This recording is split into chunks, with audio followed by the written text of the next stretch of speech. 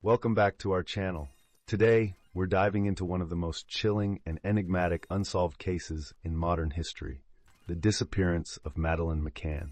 This haunting mystery has captivated the world for over a decade, raising countless questions and sparking endless debates. Join us as we unravel the events of that fateful night and explore the enduring search for answers. Imagine the sun was setting over the picturesque Portuguese resort town of Praia da Luz on May 3, 2007, casting long shadows across the cobblestone streets.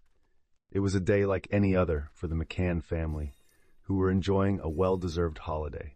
Gerry and Kate McCann, both physicians from the UK, had taken a break from their busy lives to spend quality time with their three young children, twins Sean and Amelie, and their eldest daughter, Madeleine. The Ocean Club, a sprawling holiday complex, had become their temporary haven. The evening began like many others during their stay. Gerry and Kate, along with a group of friends, settled into their routine of dining at the resort's tapas restaurant.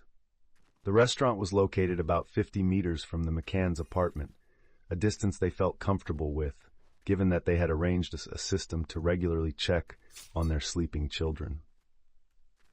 It was a system they had used throughout their holiday, one they trusted implicitly. At approximately 8:30 p.m., the group sat down to dinner. The mood was lighthearted, filled with laughter and casual conversation. Gerry made the first check at around 9:05 p.m., walking the short distance back to the apartment. Everything was as it should be. Madeleine and the twins were sound asleep. Satisfied, he returned to the table, unaware that this would be one of the last normal moments of his life. At 9:30 p.m., it was Kate's turn to check on the children. However, their friend, Matthew Oldfield, offered to do it for her as he was checking on his own children in the adjacent apartment. He peeked into the McCann's apartment but did not enter. Not seeing anything amiss, he returned to the restaurant. The evening wore on, and the group continued to enjoy their meal. The tranquility of the night would soon be shattered. At 10 p.m., Kate made her way back to the apartment. As she approached the door, she felt a sense of unease. When she entered the bedroom, the sight before her was incomprehensible. Madeleine's bed was empty, the window open, and the shutters raised. Panic set in as Kate searched the apartment, hoping to find her daughter hiding somewhere. But the chilling reality was undeniable. Madeleine was gone. She ran back to the restaurant, her screams piercing the night air. "Madeleine's gone. Someone's taken her." The gravity of the situation hit everyone like a freight train. Within minutes, the quiet resort was thrown into chaos. Resort staff and guests joined the frantic search, scouring the grounds and the surrounding area. Local police were notified, and an investigation was launched. The initial hours were crucial, but as the clock ticked on, the likelihood of finding Madeleine diminished. The search extended into the early hours of the morning, but there was no sign of the little girl. Her disappearance quickly became headline news, capturing the attention of media around the world. Journalists descended upon Praia da Luz, turning the quaint town into a frenzy of flashing cameras and urgent news reports. The Portuguese police, the Polícia Judiciária, PJ, faced immense pressure to solve the case. They combed through the apartment, conducted interviews, and explored various theories. Early on, suspicions arose about a possible abduction. The open window and raised shutters pointed to a forced entry, but the police were cautious not to jump to conclusions. Gerry and Kate made public appeals, their tear-streaked faces pleading for their daughter's safe return. They clung to the hope that Madeleine was still alive, perhaps being held by someone who would eventually come forward. The heart-wrenching images of the grieving parents and the innocent face of the missing girl were broadcast globally, sparking an outpouring of sympathy and support. As days turned into weeks, the investigation seemed to stall. The Portuguese police faced criticism for their handling of the case. Language barriers and procedural differences between the UK and Portugal added to the challenges. The McCanns, desperate for answers, hired private investigators and enlisted the help of international experts. One of the most significant developments in the case came in August 2007, when the police began to shift their focus. Reports surfaced suggesting that Madeleine's parents might be suspects. This shocking twist turned the case on its head, casting a shadow of doubt over the grieving couple. The media seized upon this new angle, further sensationalizing the already high-profile case. On September 7, 2007, Kate and Gerry McCann were formally declared arguidos, official suspects, by the Portuguese authorities. The news was devastating for the McCanns. They vehemently denied any involvement in their daughter's disappearance, maintaining their innocence in the face of growing scrutiny. The police's suspicion was partly based on forensic evidence. Samples of blood and other biological material had been found in the McCanns' rental car, which they had hired weeks after Madeleine's disappearance. The PJ believed this could be linked to the missing girl, but the evidence was far from conclusive. Questions were raised about the validity and interpretation of the forensic tests. The investigation took yet another turn when the case files were released to the public in August 2008.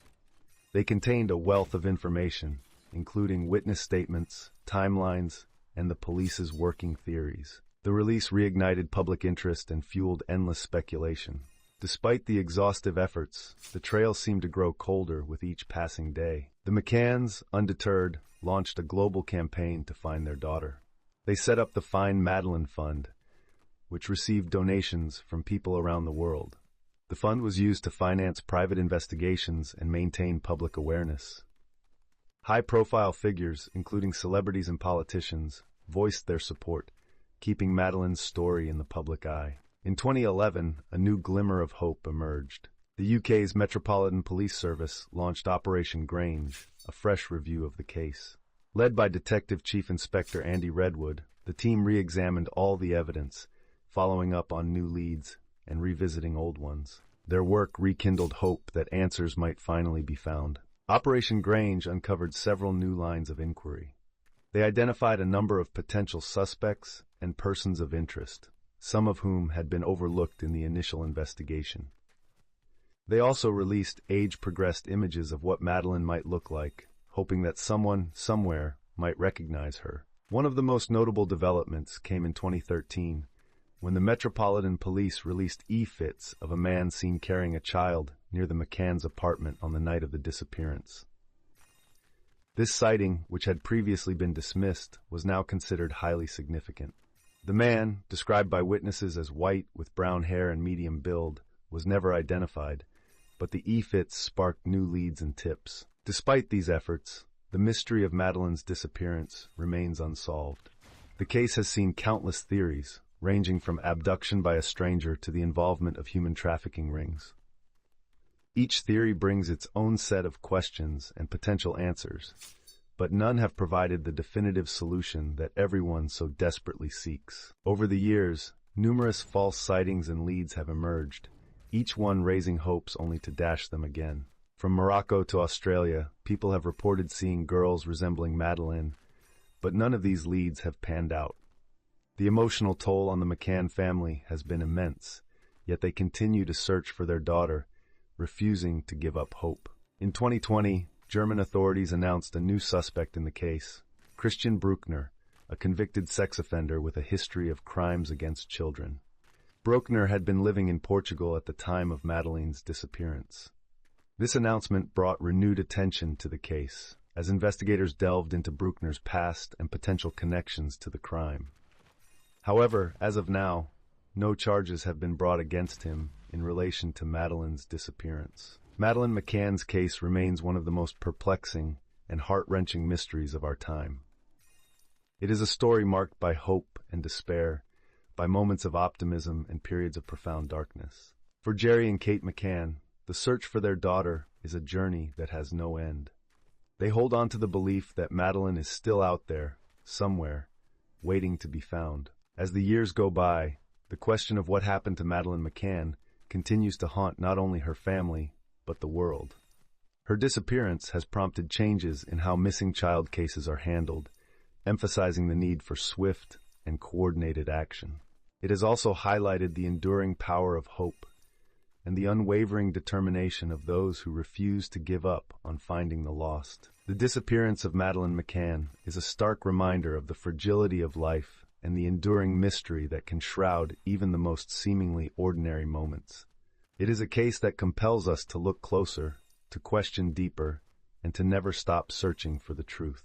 The world waits with bated breath for the day when the mystery is solved and Madeleine is brought home. Until then, her story remains a poignant testament to the enduring power of love and the unyielding search for justice.